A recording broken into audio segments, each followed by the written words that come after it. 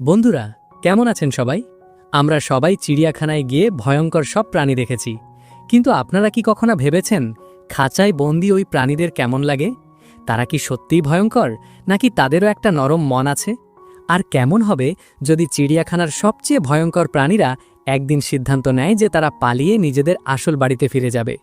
আজকের ভিডিওতে আমরা এমন একটি দারুণ মজাদার এবং আবেগপূর্ণ অ্যানিমেটেড মুভির গল্প শুনব, যার নাম ব্যাক টু দি আউটব্যাক 2021। চলুন দেরি না করে শুরু করা যাক। গল্পের শুরুতেই আমরা অস্ট্রেলিয়ার সিডনির একটি বিখ্যাত ওয়াইল্ড লাইফ পার্ক বা চিড়িয়াখানায় চলে যাই। সেখানে দর্শকরা ভিড় জমিয়েছে প্রাণীদের দেখতে। এই পার্কের সবচেয়ে জনপ্রিয় এবং সবার আদরের প্রাণীটি হলো একটি মিষ্টি কোয়ালা, যার নাম প্রিটি বয়।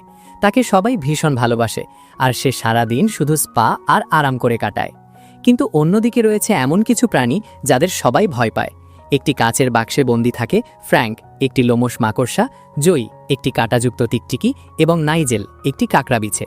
আর তাদের সাথে রয়েছে আমাদের গল্পের প্রধান চরিত্র ম্যাডি, যে অত্যন্ত বিষাক্ত একটি সাপ। ম্যাডির বিষ এতই ভয়ঙ্কর যে তার এক ফোঁটা বিষেই 100 জন মানুষের মৃত্যু হতে পারে। আজ ম্যাডির প্রথম শো। ম্যাডি মন থেকে খুব ভালো এবং সে ভাবে সব মানুষ তাকে ভালোবাসবে। কিন্তু শো শুরু হতেই চিড়িয়াখানার মালিক চ্যাজ দর্শকদের সামনে ম্যাডিকে একটি ভয়ঙ্কর রাক্ষস বা মনস্টার হিসেবে পরিচয় করিয়ে দেয়। বাচ্চারা তাকে দেখে ভয়ে কাঁদতে শুরু করে। এই ঘটনায় ম্যাডির ছোট্ট মনটা ভীষণ ভেঙে যায়। শো শেষে ম্যাডি যখন মন খারাপ করে বসে থাকে, তখন সেখানে আসে জ্যাকি আন্টি। জ্যাকি হলো একটি বিশাল কুমির, যে এই চিড়িয়াখানার সব প্রাণীদের মায়ের মতো ভালোবাসে। জ্যাকি আন্টি ম্যাডিকে বোঝায় যে মানুষ তাদের বাইরের রূপ দেখে ভয় পেলেও তারা আসলে মন থেকে অনেক সুন্দর।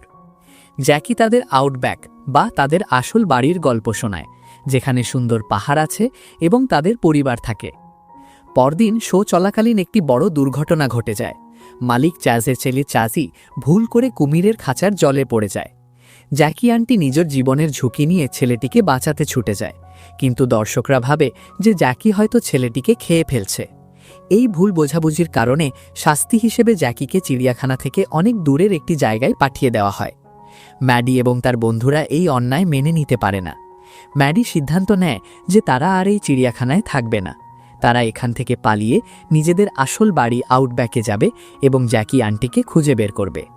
রাতে তারা খাঁচা ভেঙে পালানোর সময় ঘটনাক্রমে প্রিটি বয়ের মুখোমুখি হয়। প্রিটি বয় চিৎকার করে সবাইকে জাগিয়ে দিতে চাইলে নাইজেল তাকে হুল ফুটিয়ে অজ্ঞান করে দেয়। বাধ্য হয়ে তারা প্রিটি বয়কেও নিজেদের সাথে নিয়ে চিড়িয়াখানার দেয়াল টপকে বাইরের বিশাল শহরে এসে পড়ে। শুরু হয় তাদের আসল অ্যাডভেঞ্চার। কিন্তু বাসের ভেতরে থাকা একটি ছোট্ট মেয়ে তাদের দিকে বন্ধুত্বের হাত বাড়িয়ে দেয় এবং বুঝতে পারে তারা আসলে ক্ষতিকর নয়। মেয়েটি তাদের নিজের ব্যাগে লুকিয়ে চ্যাজের হাত থেকে বাঁচিয়ে দেয়। সেখান থেকে পালিয়ে তারা যখন রাতে একটি জায়গায় বিশ্রাম নিচ্ছিল, তখন ম্যাডি তার জীবনের একটি অত্যন্ত আবেগপূর্ণ গল্প শোনায়।